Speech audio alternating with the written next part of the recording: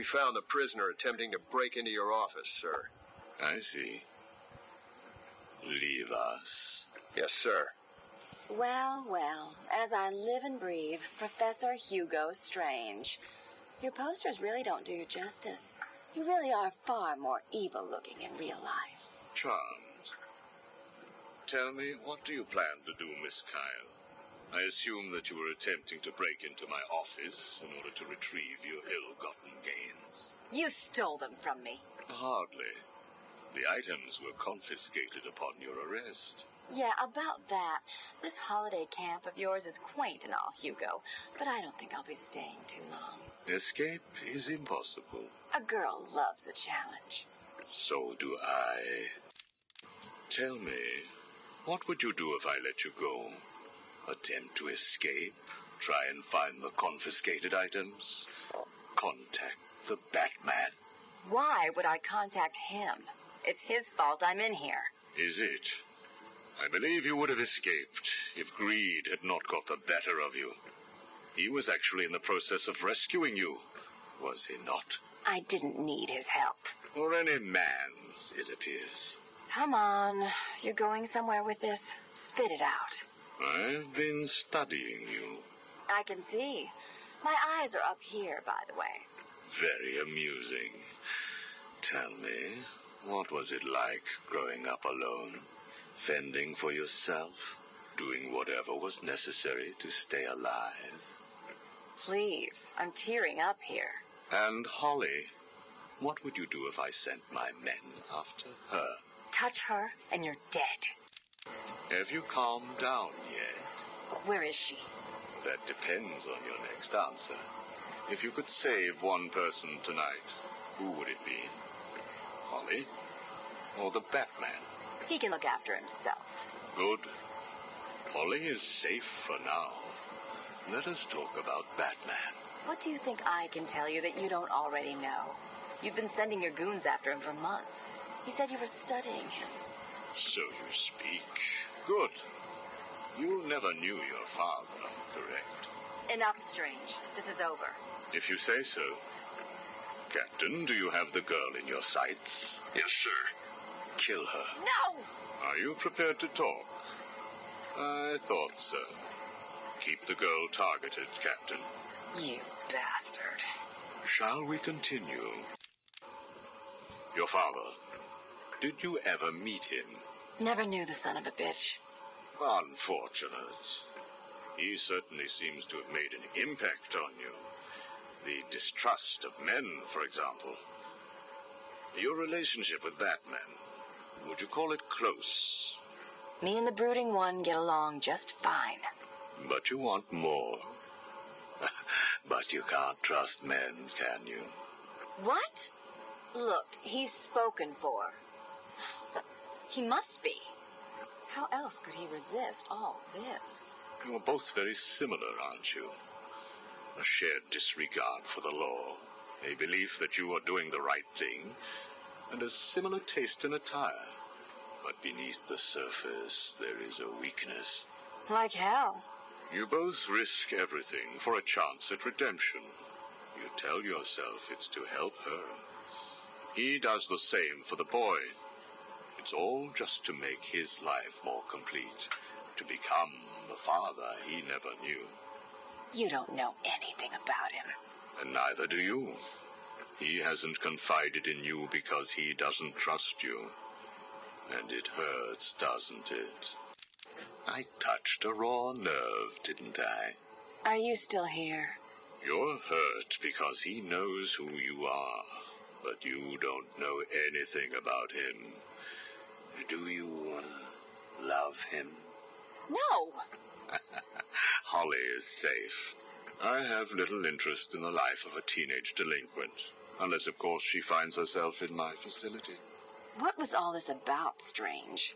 Do you enjoy making people beg? Not at all. I am only interested in what makes people do what they do. Soon you will not have to worry about the Batman. Steal what you like, do what you must, in a futile attempt to steal his heart. You will fail. You sound pretty sure of yourself. Plans are afoot, Miss Kyle. Soon you may wish to re-evaluate your admiration for him. I will be the one standing over his body, and the world will know that Hugo Strange is better than him. Yeah, whatever.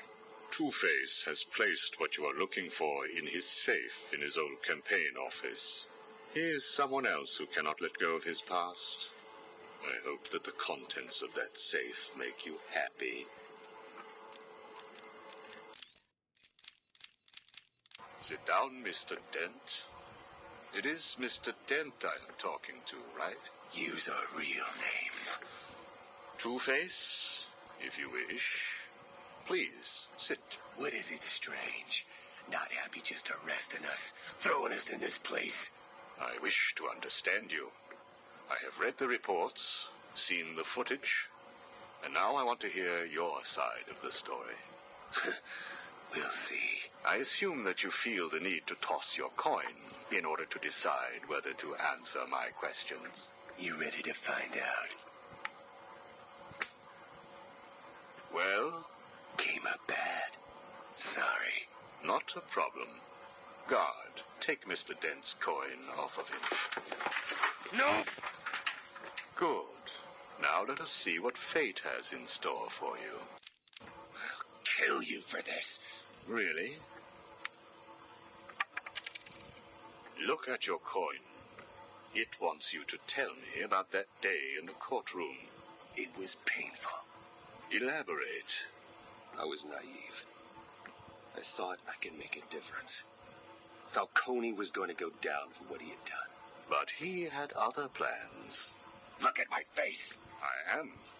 A combination of first, second, and third degree burning. The scar tissue is quite fascinating. You think? And that is all it took to make you the way you are. Give me my coin. Not yet. What is it, Strange? Are you enjoying this? Not in the slightest. Let's go back further. You were a rising star, a beacon of light for this city. A white knight riding in to save it, with a dark knight not far behind.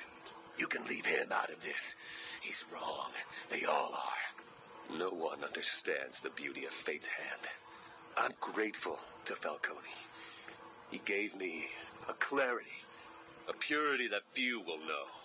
Everything boils down to a simple choice. This way or that way. Good or bad. Do you really believe that?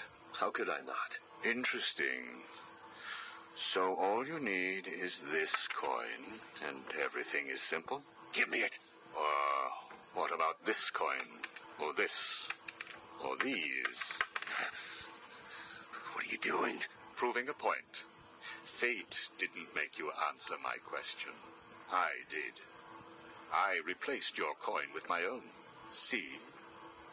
You answered me because I wanted you to.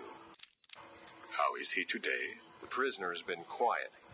Since getting those coins, he has spent most of his time examining them. Good. Hello, Harvey. Are you ready to talk? Leave us. We don't want to talk. Not to you. Please, take a seat. I have one last thing to discuss, and then I will give you something in return. I don't know. I can't decide. It's too confusing. Of course it is. I want to talk about Mr. Wayne. Why? Indulge me. We don't like the guy. Hardly surprising. Did you ever consider that you were alike? A traumatic event created you. An equally traumatic event altered him. He's nothing like us. There's no risk, no danger. It's just money and girls. We should kill him. Maybe you should. Listen to me, Harvey. I am going to give you a simple choice. This is your coin. Is it? Why should I trust you? It was your father's, correct? You know every inch of it. When you close your eyes, you can feel it, can't you? Give me it. Please. I want you to understand what I'm about to tell you. You believe that this coin determines the fate of your world. I, however, believe that your condition has always been present. It was there before you were attacked, and it is still there now. You probably had headaches. Your wife found you unpredictable, scary sometimes. Give us it. I'm going to throw the coin in the air. If you let it fall, I will do whatever I can to cure you. I will help you become the man you used to be. Or If you grab it, I will let you loose in Arkham City, and I will tell you what Catwoman is doing right this second. I can't decide. You have to. At this moment, Catwoman is preparing to steal the contents of the safe in your old campaign office. Bitch, we need to stop her. And you may. Goodbye, Mr. Dent.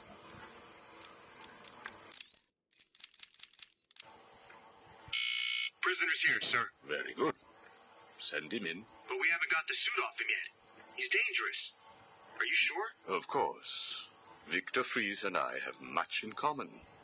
We will be fine.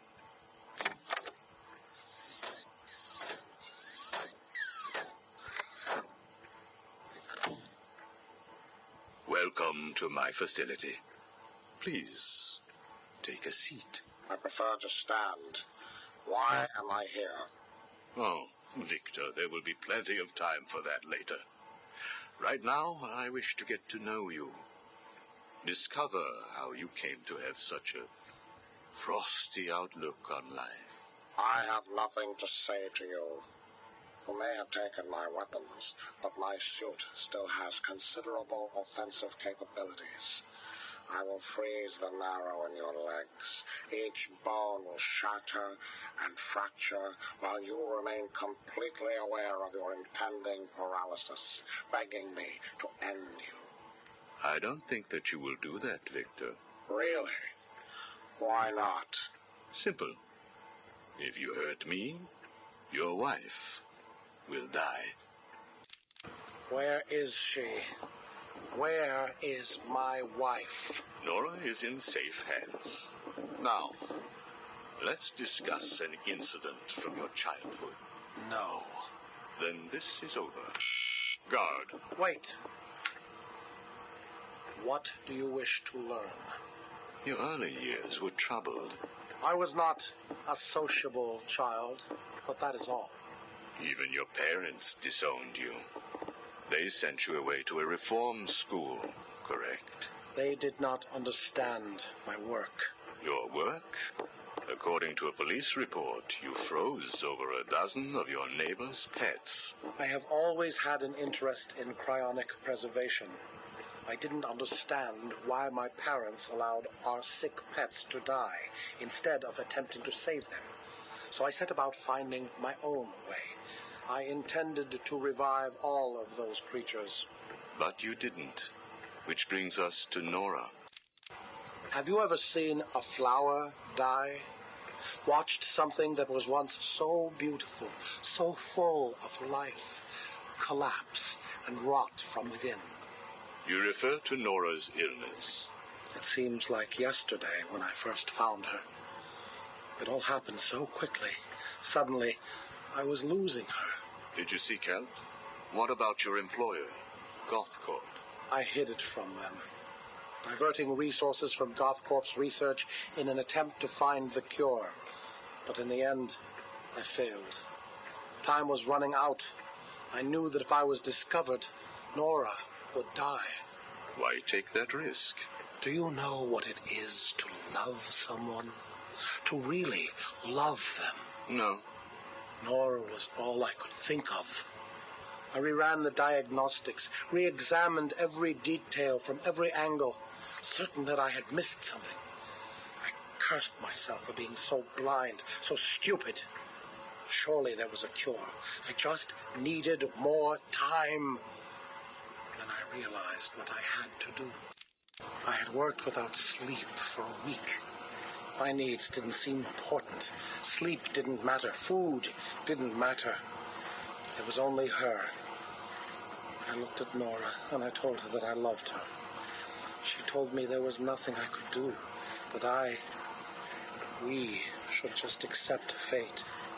She smiled her beautiful smile as she said it. I promised to cure her. And then I pressed the button. You cryogenically froze her, keeping her on ice, so to speak, while you worked on a cure. It broke your heart, but now you had all the time in the world. Did you feel relieved? I went home and fell into a deep sleep. For the first time since we discovered Nora's illness, I dared to dream. But for weeks I had ignored my superior's attempts to contact me. The next morning I overslept. By the time I got to the lab, Ferris Boyle, the CEO, was there waiting. What did he do? He accused me of industrial espionage, which I denied. But then his guards found Nora. Boyle told me that, like all of my research, she belonged to him. I was enraged. I attacked him. His guards beat me back, and in the struggle, I was drenched by the cryogenic chemical I had created. I lay on the floor, helpless, watching the guards steal Nora away. Boyle told me it was a tragedy for such a promising mind to perish in a lab accident. Then he left me to die. But you survived. The chemicals were absorbed into my body and transformed my metabolism. My body went numb. I felt a strange tingling, then searing pain all over. Each breath ignited my lungs. I clawed my way back to a refrigeration unit, and as I closed the door behind me, I felt the icy chill calm my aching body. Things suddenly seemed clear. What seemed clear? Finding a cure for Nora? No. Revenge. Boyle would pay. You failed to kill Ferris Boyle, though, didn't you? Yes. Why? You know why. Batman. Though he did return Nora to safety, until you got her. See? There you go. Blame me, blame your parents because you failed to revive the neighbor's pets, blame Ferris Boyle for spoiling your plans to cure Nora, blame Batman for stopping your revenge against Boyle. And now, your Nora is in danger. Because of you. No, Victor. Because of you. You have always had a heart of ice. You stole people's pets. You stole GothCorp resources. And since then, you've stolen so much more for your own selfish scientific inquiries. If you had shared your genius with others, devoted your energy to medicine instead of crime, perhaps your ice princess would be at home now, preparing you a hot meal instead of being delivered to the Joker. No! You could have saved Nora a long time ago, Victor. It's all for her. Everything. I will get her back. And when I do, I'm coming for you. Thank you. We are done now. Nora. I'm only doing this as a courtesy, Strange. Don't think you've beaten me. I just thought we could both benefit from a little talk, Mr. Cobblepot. Don't try that psycho mumbo-jumbo with me, Strange. I'm not like the other crazies. Of course not. After all, considering the challenges you faced. Challenges? What freaking challenges? You're no better than me. No one is. I own this place. Well, to be clear, I allow you certain freedoms, but let's continue. Why do you feel the need to own anything? I believe it is a mechanism to compensate for some childhood inadequacy. You were friends with the Waynes, correct? I was. Till someone did the world a favor and blew the brains out of little Wayne's self-righteous parents. I was laughing for weeks. It still brings a smile to my face. And you think that's okay? Okay? No, I don't think it's okay. I think it's bloody hysterical. That family destroyed mine. What happened to them? Well, it couldn't have happened to nicer people.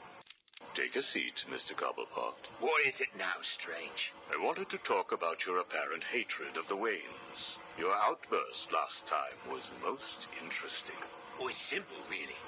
I don't like the snivelling little bastard. Look at him, all high and mighty because someone killed Mummy and Daddy. Most people look upon him with sympathy. No, they don't. They're jealous. Jealous of his money, his cars, his women. He lost the sympathy vote when he vanished for all those years. I can't tell you how much I hoped he was visiting his dear Mum and Dad. Where do you suppose he went? How am I supposed to know? Let us move on, then. No. It's time that you do something for me. And what is that? Here's a list. Told you, Strange. No more little questions until you give me what I want. Take a look, Mr. Cobblepot. Here is a purchase order for the various firearms you require. I must say, you chose an exotic selection. I only take the best. A wise strategy. So what's yours? Excuse me? What are you up to? Why would you give me of all people, guns, explosives, all this stuff? Arkham City is an experiment, Mr. Cobblepot. A new way of thinking. We've separated you from society, so I am more than willing to study the results if you all just decide to kill each other. Besides, your feud with the Joker is intriguing. I was here first. I bought my museum in the Iceberg Lounge fair and square. It was you and that mayor who stuck us all together. Again, you refer to owning things. Quite fascinating. I believe we gave you the opportunity to leave. And take over my turf. Never. Good evening, Mr. Cobblepot. I trust you received the second delivery. Yeah, I did. I don't know what you did to those dribbling monkeys, Strange, but they were perfect. I'm glad. It appears that we can both help each other. If you say so. I suppose it doesn't hurt that by the time I'm done with them, they're usually in too many pieces for anyone to know what you're really getting up to in those rooms of yours. I have no idea what you are talking about. Of course not. So, Hugo. The clown. She really dying? It appears so. Self-inflicted, of course, but yes, he is. He has Mr. Freeze working on a potential cure, but I am sure neither of us want him to get his hands on it, do we? We're ready. Good. Now, one last thing. Your face. It's beautiful, isn't it? The eye. I believe it was the result of a bar brawl, correct? Ah, Torag got lucky. He got his, though. He took my eye. I took both of his. Left him trying to walk across the Gotham freeway at rush hour. Hilarious. You're a rich man, Mr. Cobblepot. You could have had that glass removed. They said it was impossible. And what the hell? I think it gives me a more unique look. Know what I mean? Now, where is Freeze? He's right here, in the room next door. You can take him with you. Are you familiar with the term Napoleon complex? No. What is it? It's nothing. Oh, and one last thing.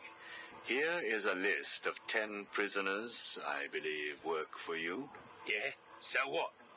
You want to saw their heads open and scoop out their brains too? No. I just thought you'd like to know that they are all in the employ of the GCPD. What? I believe you know what to do with them. I don't like being spied on, Mr. Cobblepot. Good night.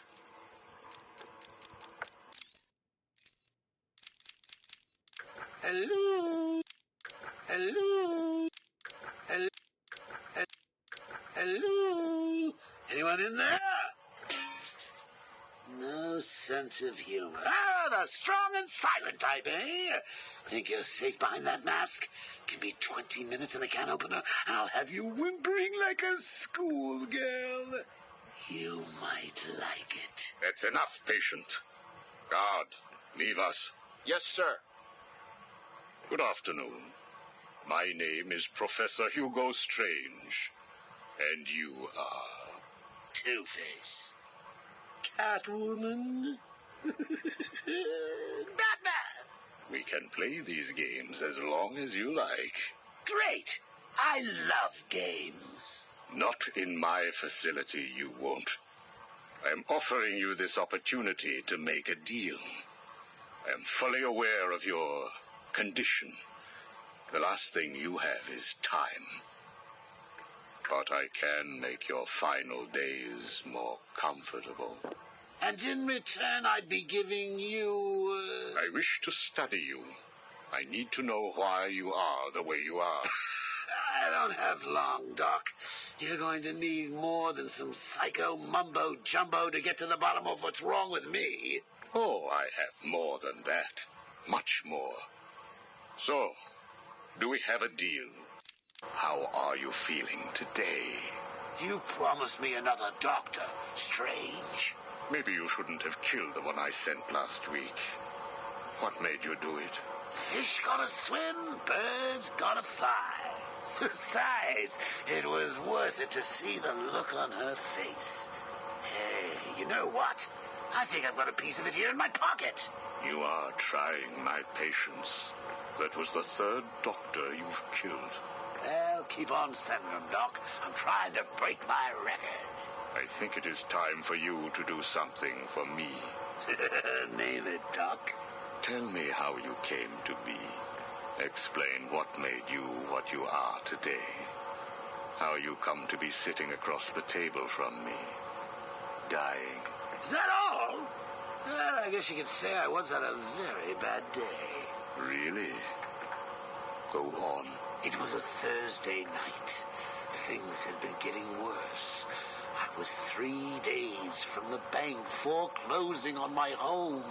The chemical plant I worked nights at was about to lay off half the workforce. And I was sitting in the hospital, holding the hand of my pregnant wife, wishing to God that she wasn't dead. That must have been upsetting for you. Probably was. Back then, though, all I knew was that if I didn't let old man Falcone's men into the plant that night, they'd have killed me too. So here's the thing. I had to decide. Could I live without her? Was there any point going on? I've got to admit it. I was scared. Not of being dead, you understand. No one would blame you if you were. It is perfectly common. Do I look common? No. I was scared of the part just before you die, when you don't know what is about to happen, when you're desperately clutching at life and trying to hold on with slippery, blood-covered hands. So I made a decision right there. And what was that? That is a story for another day, Strange. I think I may need to see a doctor. Get me one. You were telling me about the night your wife died. Oh, no, Hugo. As I recall, I was waiting for you to send me another doctor. We both know I have sent you 3 more doctors. Did you? Yes. One was left dismembered outside the elevator to my office. The other 2 have not been seen since they were sent to you. How careless. Listen, Doc. Professor. Okay, Professor. I'll give you a little more. I just hope you're taking notes. It's the day after, and I'm standing in the freezing rain, just staring at the chemical plant, feeling numb. Jeannie was dead. It didn't seem real. I can remember the day I first met her. Her infectious smile as I told her bad joke after bad joke. How, even after living with the pathetic wretch I was, she still wanted my child. And then they arrived. Reality's way of yanking me another wedgie. Falcone's men told me to cheer up. He said things could be worse. I asked him how. He grabbed me by the collar, pulled me close. He'd been eating garlic, and each word stank as he threatened to perform oral surgery on me with a nail and a brick. A creative guy. They hand me a box. I remember thinking it was heavy. Was it a bomb? A gun? I'd never used a gun before. Were they that heavy? And what was in the box? How's that doctor coming along? I'll get you one. And when you do, I'll tell you the rest. You are looking a little better, yes. Well, I have my good days and bad days, but I do try and start each one with a smile. Are you ready to continue your story? Yeah, why not? So where was I? The box. Ah, yes, the box. So there I was, tearing open this box, expecting the worst. And all it had in it was a crazy red dome and a cloak. I thought they were having a joke with me, but oh no. They made me put it on. They said it was a disguise. It would keep me safe. It smelled like garlic. And that was it, really. I was dressed up like a spaceman, barely able to see, trying to break into the one place in this town that had given me a job. Have you ever tried to walk with an enormous fishbowl on your head? Don't answer that. It's hard. I couldn't see where I was going. I must have tripped one of the alarms. I heard muffled gunfire. I panicked and tried to run. And then I saw him. Who? Batman. Really? Yes, really. Batman tried to hit me. I moved out of the way, but, well, what you need to understand is I had this giant bowl on my head, and I lost my balance. It's like life, really. One minute everything's bad, and the next your wife's dead and you're hanging on for dear life, suspended over a tank of experimental chemicals. I'm sure he'd say he tried to save me, but we all know he didn't. I fell. For a second, just as I hit the surface, I thought I may just get away with this. I assume that wasn't the case. Do I look like I got away with it? I was drowning. The chemicals were burning my skin. My entire body felt like it was on fire. And it was all his fault. Whose fault? Batman's? Who else? Yours? Come again? Let me tell you what I believe. I believe that you have fabricated a series of events that you use to conceal the truth about your condition. I have read 12 different accounts of your past, all different, except for one detail. Batman. What can I say? I like to keep things interesting. A wise man once told me that if you have to have an origin story, you're better off making it multiple choice. And never facing up to the truth of what happened. What you did. How you got here. Oh, I know exactly how I got here. A big truck brought me here from Arkham. You remember the asylum, don't you? Of course. Well, good. Because I'd hate to think that I'd fabricated seeing you watching me in my cell all those times. Excuse me? Hugo, you merry maniac. You were obsessed with me. You all were trying to get in here. Next thing you'll tell me it wasn't you who sent old Sharpie over the edge. Nice work, by the way. Thank you. So here's the thing. If you want to make sure that no one else finds out about your past, you should start poking your nose into mine. Oh, and send me another doc. I think I need a second opinion.